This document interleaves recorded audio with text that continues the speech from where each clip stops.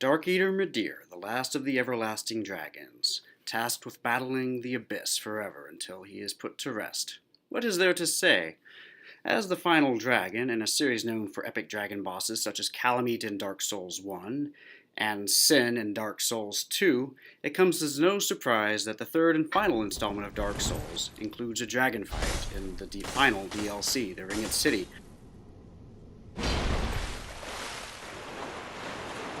Dark Eater Midir, with his epic size and epic damage output, combining not only melee, but fire and dark sorcery damage, provides a fitting climax to the Ringed City that will long be remembered. Love him or hate him.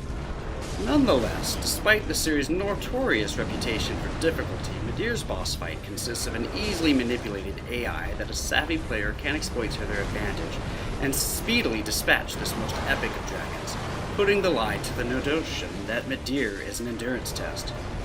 While Midir remains a pattern recognition puzzle written in epic pixelation, nonetheless he should prove only a modicum of challenge when taken on his own terms. The primary and most crucial requirement for success demands the player understand that Midir's designers at FromSoft expect the player to fight the dragon head-on, unlike Calamite and Sin, whom the player should attack from the sides, and with great success. Thus, attacks on the head will always deal double damage compared to attacks elsewhere, while nearly all moves to attack the dragon from the flanks or tail will result in punishment by Midir that will prove quickly fatal because all of his attack patterns are designed to punish evasive tactics that do not involve standing directly in front of him. Taken as a whole, these design choices compel players to assault the dragon's fearsome maw head-on, which, after enough punishment, will result in Midir's epic collapse, allowing for an epic coup de grace, with the Dark Eater, the last of dragons, put to rest alongside the Age of Fire.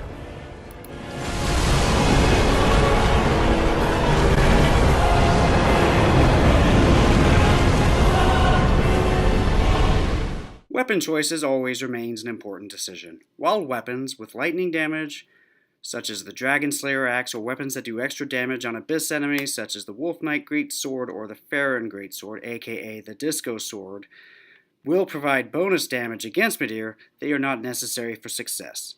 People can and do beat Midir to death with broken swords and bare fists, but there's no reason to make it more challenging than necessary on your first attempt.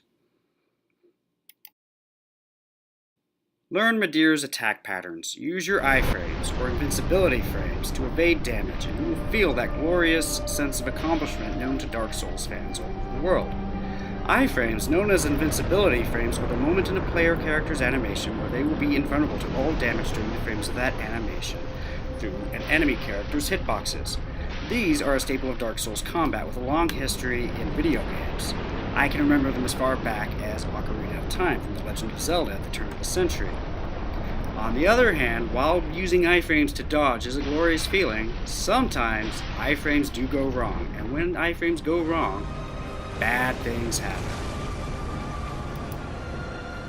Now let's look at Midir's opening moves. Stand still. The experienced Midir Slayer allows the dragon to charge their player character.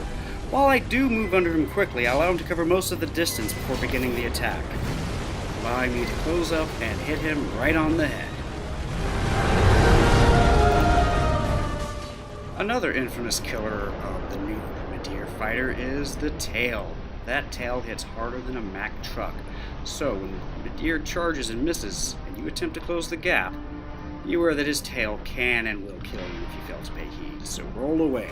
When pressured, Midir may fly over the player and douse them with fire. Run always to Midir's right. If done quickly enough, you will have time to be cheeky and emote during the battle. Midir's tail for his raging bull attack fires, roll to his left, roll twice if necessary, and then the other attack I call fire down below. When he blasts his feet, run out, then run back in. Again, smack him in the head. It's that easy.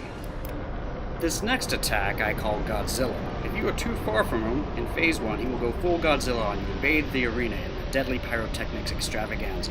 As it develops, run toward his head and avoid the worst of it. It can kill you in one shot, no problem.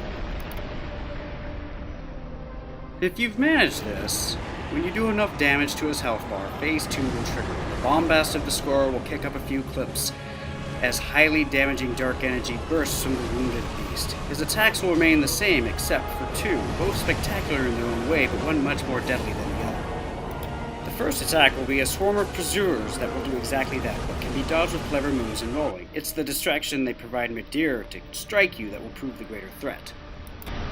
The next attack, the Phase 2 Shin Godzilla, most often triggers when the player finds himself too far from Midir. No matter what triggers it, you should attempt to close the gap with Midir as fast as you can and aim for his left. Being caught stationary on his right there, I suffer a innate fatality except for a spell that prevents one death per cast saves the day, allowing me to recover.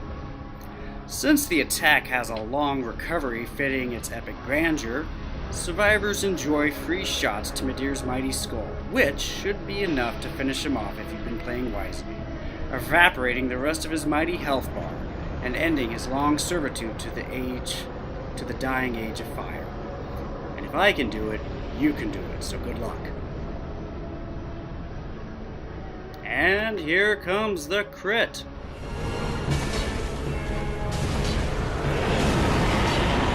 Wait for it. Explosion.